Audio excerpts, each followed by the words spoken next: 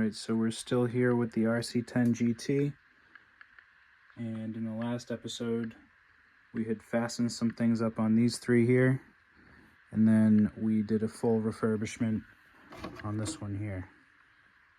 In this episode I'm going to build this.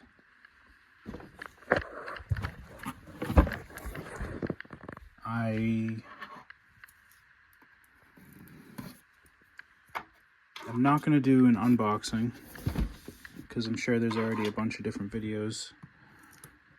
We'll just open it.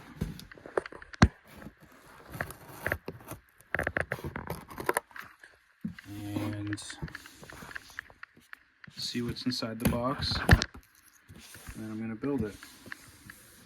I went to print out the instructions. I ran out of ink because based off of building the RC10, I was assuming there was no instructions. And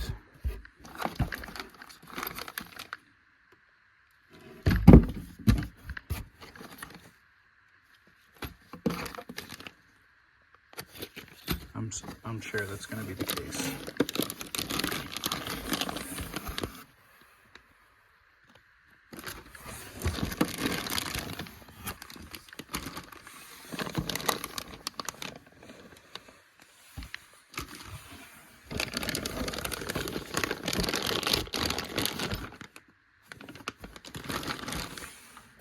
Oh my goodness, that's corrected.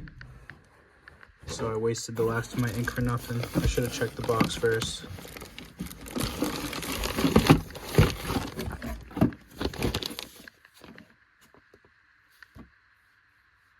We have a manual. That is wonderful news. I think that's the most exciting part of this whole kit, actually.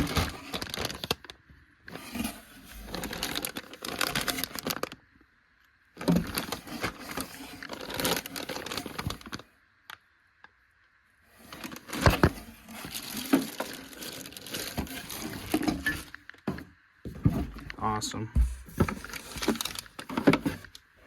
Now I need more ink for my printer, but I'm okay with that. Very exciting.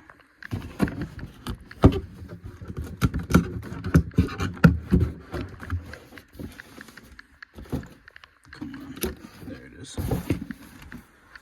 All right. Oh,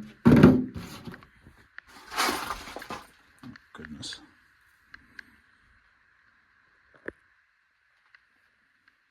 I had to clean that up real quick.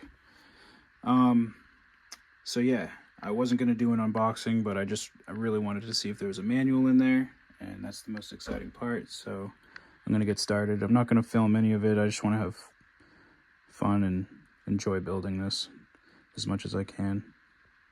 So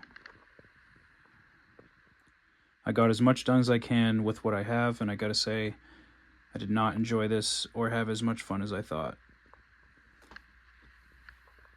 I am satisfied with it together, but one thing I can complain about is the tires. They don't come with foams.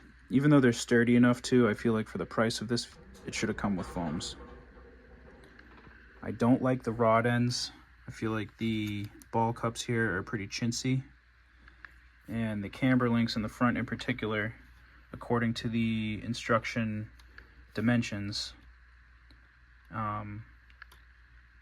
the rod goes too far into the ball end portion of it, and it binds up because the rod is pushing into where the pivot point is. So I had to lower the the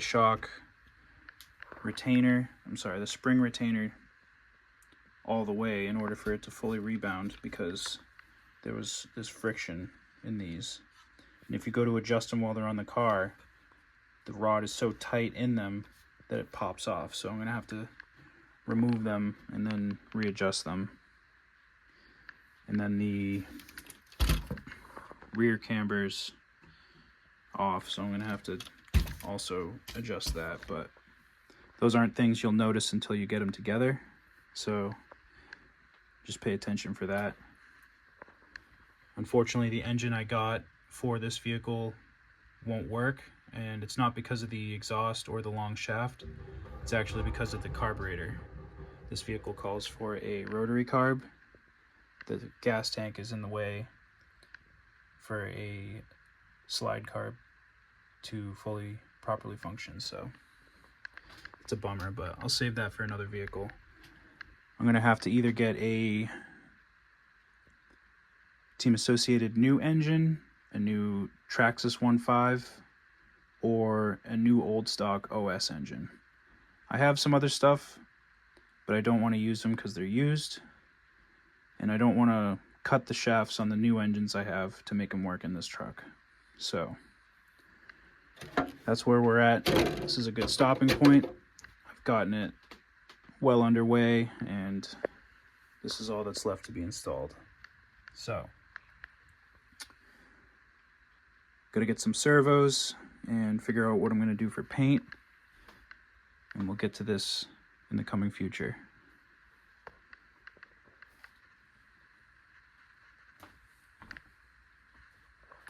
Looking forward to having this fleet operating.